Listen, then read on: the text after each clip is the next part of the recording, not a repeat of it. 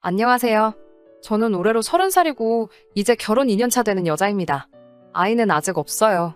무죄한 건 죄가 되지 않지만 사람 심보가 나쁜 건 용서할 수 없는 일입니다. 최근에 벌어진 큰 사건 때문에 이혼을 준비하고 있습니다. 현재 신랑과는 별거 상태이기도 하고 아무튼 그 사건에 대해서 말해보고자 이렇게 사연을 보내봅니다. 친정엄마가 음식에 알레르기가 심한 편이시라서 어릴 적부터 이래저래 알아보고 공부하다 보니 제 적성에도 맞았고 그러다 보니 자연스럽게 대학교에서 식품영양학을 전공하게 되었어요. 졸업을 하고 적당한 직장에서 회사원 생활을 하고 있었습니다. 직장은 결혼하고 그만두었어요. 남편은 헬스장에서 처음 만났어요. 제가 선천적으로 많이 마른 체형이라서 알게 모르게 컴플렉스가 심했거든요. 전공이 전공이다 보니 식단에는 자신이 있었기 때문에 부족한 건 운동을 해서 보완해보고자 등록한 헬스장이었어요. 신랑은 저랑은 반대로 공 같은 체형을 가지고 있어요. 저는 마른 체형을 운동으로 극복해보고자 했지만 남편은 저와 반대로 살을 빼기 위해 등록한 헬스장이었지요. 서로 반대되는 모습에 끌렸는지 남편하고는 우연한 계기로 서로 말을 트게 되었고 서로 호감을 느낀 저희는 연인 사이로 발전하게 되었습니다. 그 후 결혼 이야기가 오고 가면서 자연스럽게 서로를 각자의 부모님에게 소개를 하게 되었어요. 저희 부모님은 신랑이 듬직하고 순해 보인다면서 마음에 들어 하셨는데 시어머니는 제가 별로 성에 차지 않으셨던 것 같아요. 처음 봤을 때부터 저의 마른 체형을 가지고 마음에 안 든다는 듯이 몇 마디 하시더라고요. 제가 남들보다 말랐을 뿐이지 가리는 음식도 없고 잔병치레도 없이 건강한 사람이거든요. 그런데 아무래도 제가 겉으로 보기에는 빈약해 보이니 처음 만나뵌 식사 자리에서 괜히 깨작대면서 먹는다고 눈치도 주시고 남편이 위에 올라타면 부러지겠네 라던지 그렇게 삐쩍 말라서 애기는 제대로 낳을 수나 있겠냐 하는 등 조금 껄끄러운 농담도 서슴지 않으셨습니다. 그냥 유난스러운 성격이라고만 생각했고 남편도 어머니가 동네 장사 하시는 분이라서 워낙에 입이 걸걸하신 편이지 결코 아기가 있어서 하는 소리도 아니고 알고 보면 정도 많고 사람 참 좋으신 분이라고 설명을 했어요.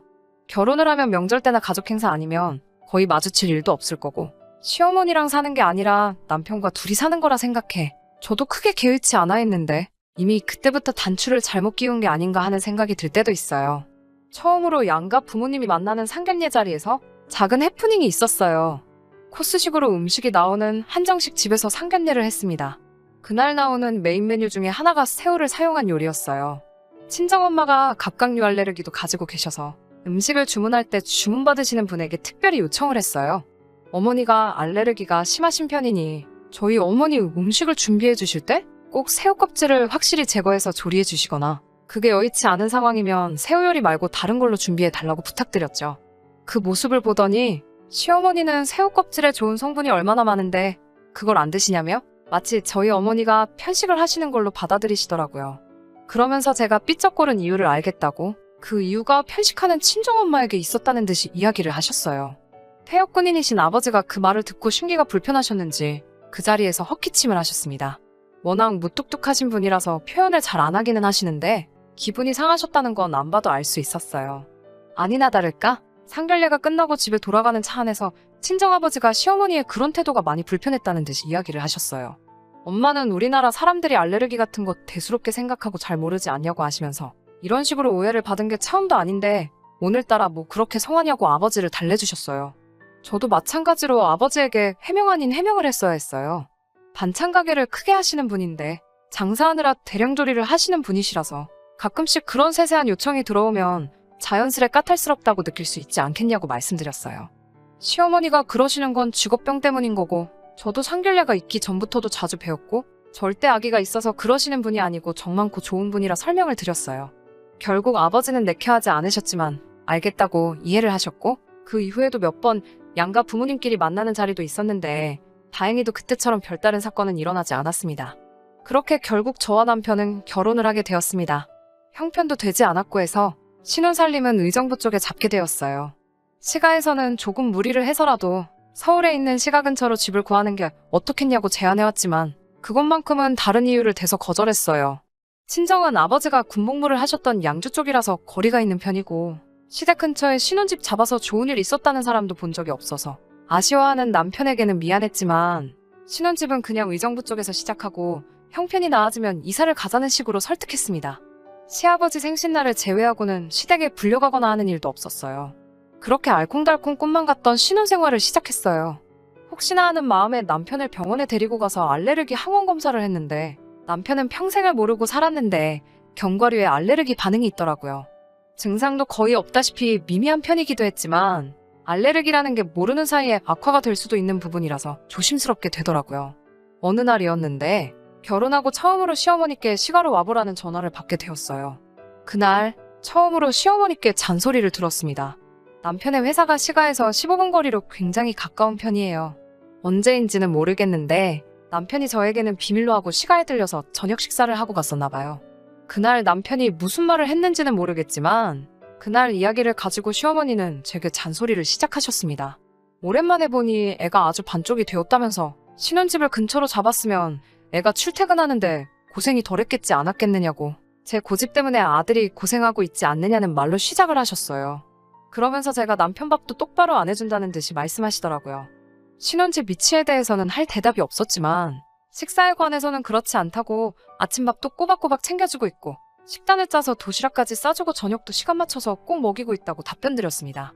시어머니는 밥을 몇 끼를 먹는 게 중요한 게 아니라고 하시면서 신랑이 제 음식이 입에 안 맞아서 죽겠다고 불만이 많다고 했다고 하더라고요. 제가 유난을 떠는 걸 수도 있지만 전업주부 일을 하면서 제 전공 지식을 살려 하루하루 필요한 필수 영양소까지 다 계산해가며 식단까지 짜서 해주고 있었거든요. 하지만 신랑이 시어머니께 그런 말을 했다는 것보다 제가 차려주는 밥이 맛이 없다고 말한 게 그때는 더 충격적이었어요. 남편이 좋아하는 반찬 몇 가지를 알려줄 테니 당장 집에 가서 그것부터 해 먹이라고 하시고는 뜨겁게 달궈진 팬에 잔멸치를 올리셨어요. 멸치볶음을 하시려고 했는지 식탁에 땅콩이 한 봉지가 있길래 시어머니께 어머님, 남편이 견과류에 알레르기 반응을 보이는 게 있어서 땅콩은 안 넣을게요. 하고 땅콩이 들어있는 봉지를 한쪽으로 치웠습니다. 그랬더니 멸치를 볶고 있던 뜨거운 주걱으로 제 손을 탁 치더니 갑자기 화를 내기 시작하셨어요.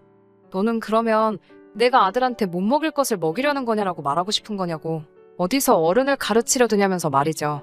그런 게 아니라 알레르기 반응이 있어서 조심하고 있다는 말씀을 드렸는데 그 말을 듣자마자 주걱을 바닥에 휙 던지시면서 너는 어른이 말하면 그런 줄 알지 구구절절히 말대꾸를 하는 게 맞냐고 하시고는 아들 나이 32 먹을 때까지 단 한 번도 내가 해준 밥 먹으면서 아픈 적 한 번도 없었다며 이건 이래서 못 먹고 저건 저래서 못 먹으면 세상에 무슨 음식을 먹겠냐고 알레르기고 모를레르기고 자꾸 먹어버릇해야 몸에 내성도 생기는 거지 구더기 무서워서 장 안 담글 거냐고 하시면서 단 1초도 쉬지 않고 따따따 잔소리를 퍼부으셨어요.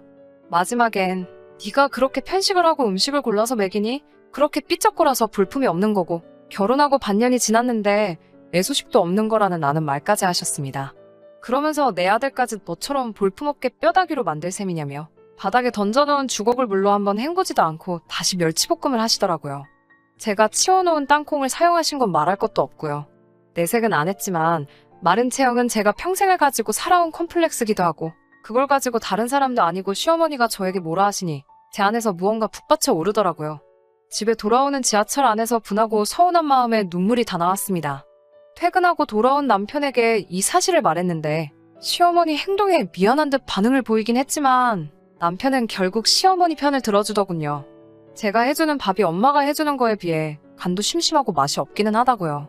그때 제 안에 스위치가 꺼진 듯 남편에게 그렇게 엄마가 해주는 밥이 좋으면 나랑 결혼은 왜 했냐고 따지면서 엄마 밥 먹고 싶으면 엄마랑 가서 살라고 그날 서운했던 마음을 남편에게 전부 풀었습니다.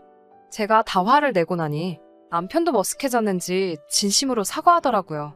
시어머니께는 자기가 2번 다시 그런 말 하지 못하게 잘 이야기하겠다고 말을 하길래 그러지는 말라고 대답했어요. 시어머니 성격에 그새 제가 일러 바쳐서 일을 키웠다는 식으로 나올 것 같아서요.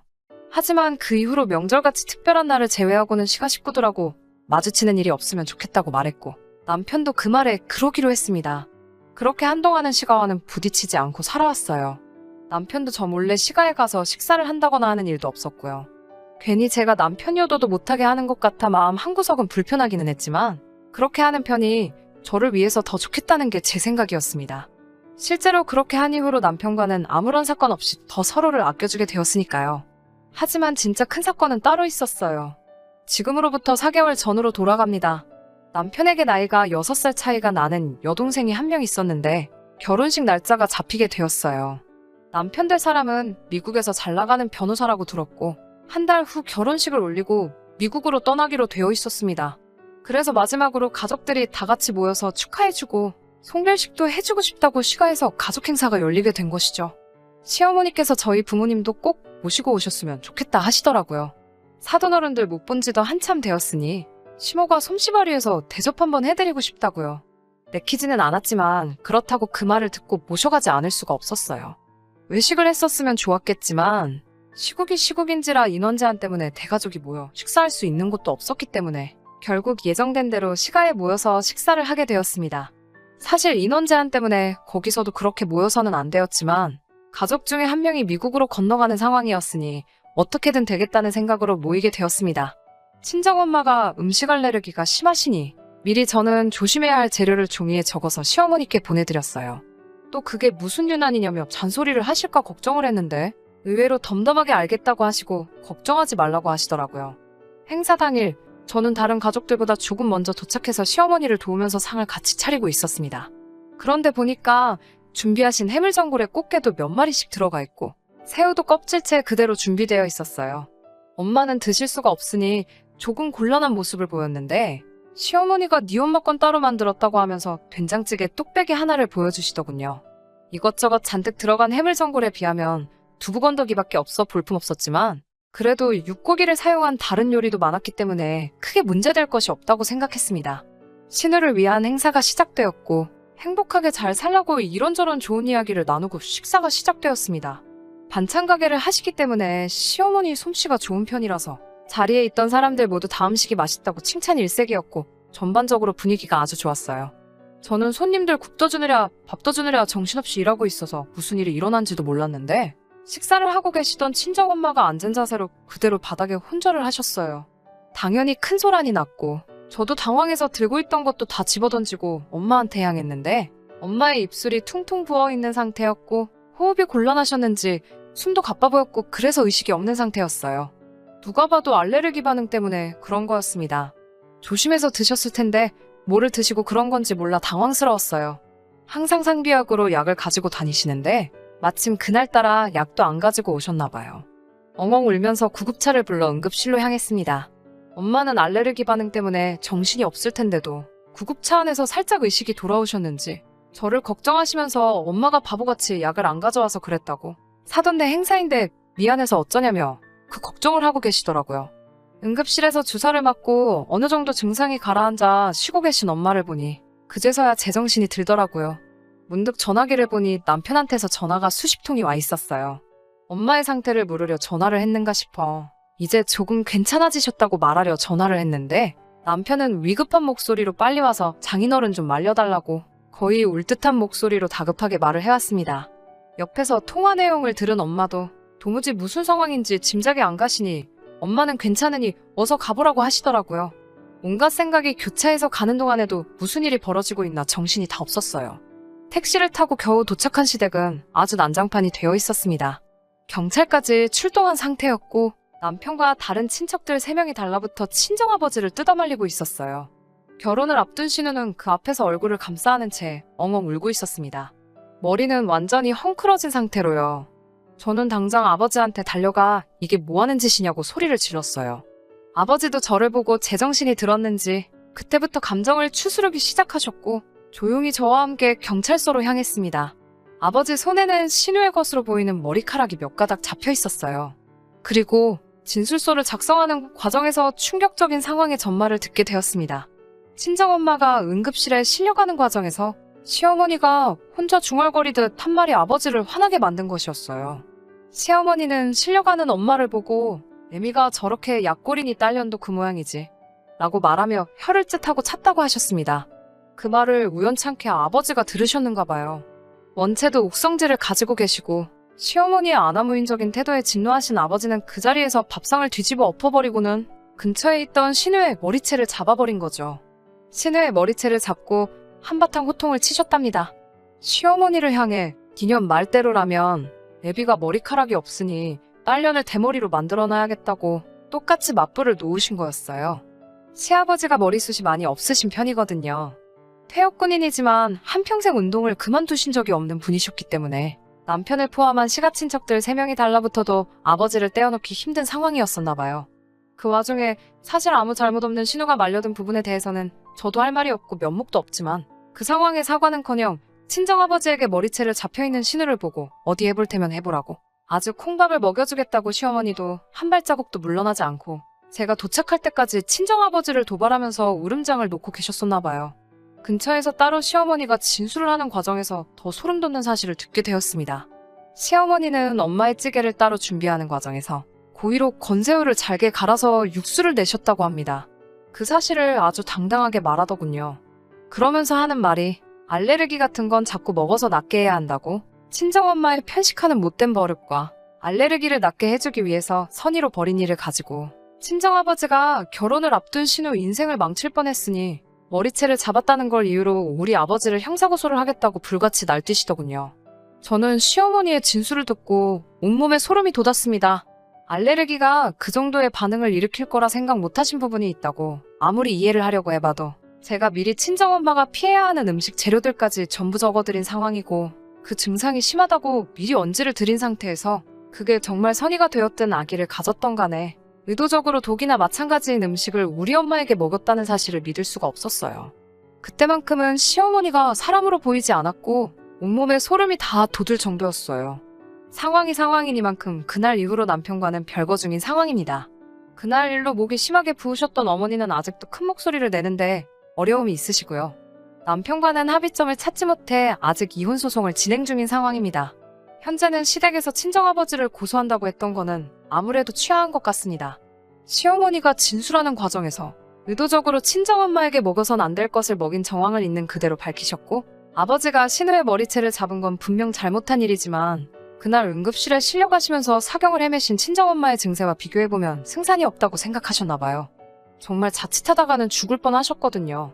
아무래도 그게 재판 과정에서 본인들에게 불리하게 적용될 것이라는 생각을 하신 것 같습니다.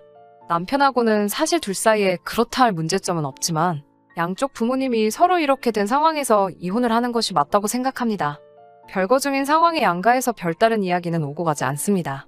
신우는 예정대로 결혼식을 올렸고 현재는 미국으로 가 있는 상황이지만 아직도 상태가 호전되지 않은 우리 엄마는 그때부터 지금까지 아무 일도 하고 계시지 못하거든요. 도가 지나친 아버지의 행동에 손가락질을 하실 분들도 많을 거라 생각합니다. 사실 속이 뻥 뚫리는 사이다 같은 사연도 아닐 것이라 생각하고요. 하지만 아직도 최악의 경우 그날 잘못되셨을 친정엄마를 생각하면 천벌을 받아 마땅한 시가 식구들이 그 정도로 끝난 게 오히려 다행이지 않겠냐는 생각도 하고는 해요. 그 자리에 아버지가 아닌 제가 있었다면 더한 일도 하지 않았을까 하는 생각도 들 때가 있습니다. 제가 좀 더 사람 고르는데 신중했다면 이런 일도 없었을 것 같아. 아직도 힘들어하는 엄마를 보면 죄송한 마음밖에 들지 않습니다.